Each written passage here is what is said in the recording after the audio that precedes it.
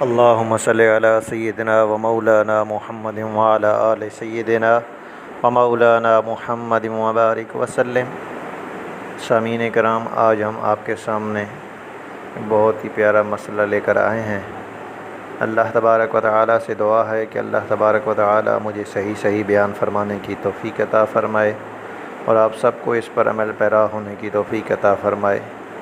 تو سامعین، میرے پچھلی ویڈیو کے کومنٹ میں ایک بھائی نے ایک سوال پوچھا کہ قربانی کے گوشت کو کیسے تقسیم کیا جائے، تو اب اس بارے میں آپ کو میں مزید اچھے طریقے سے سمجھانے کی کوشش کروں گا۔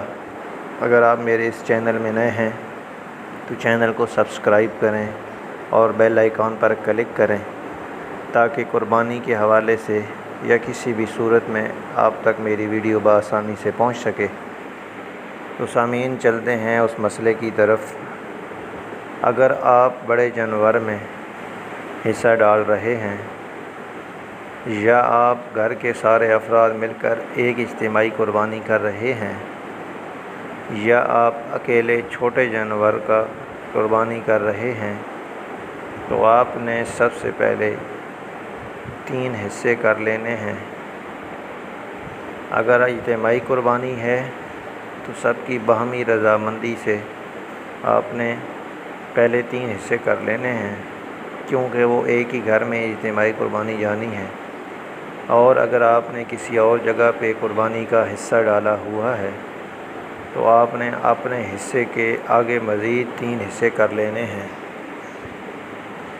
3 حصے کرنے سے اس میں سے ایک حصہ آپ نے غریبوں میں دینا ہے، غرباء میں تقسیم کرنا ہے، اور اس میں سے دوسرا حصہ اپنے رشتہ داروں میں تقسیم کرنا ہے، اور اس میں سے جو تیسرا حصہ ہوگا وہ آپ نے خود استعمال کرنا ہے۔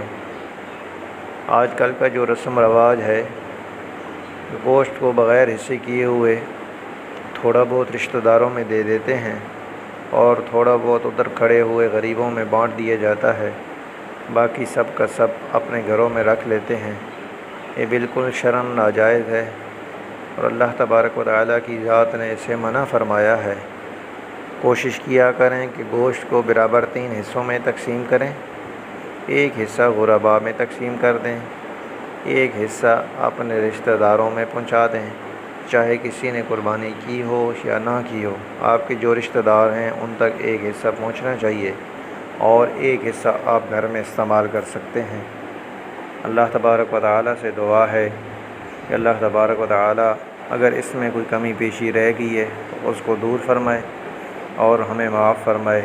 اللہ تبارک و تعالیٰ ہمیں اور آپ کو اپنی رحمت کے سائے میں رکھے، اور اللہ تبارک و تعالیٰ ہماری اور آپ کے والدین کی اور آپ کی اور ہم تمام امت مسلمہ کی مغفرت فرمائے۔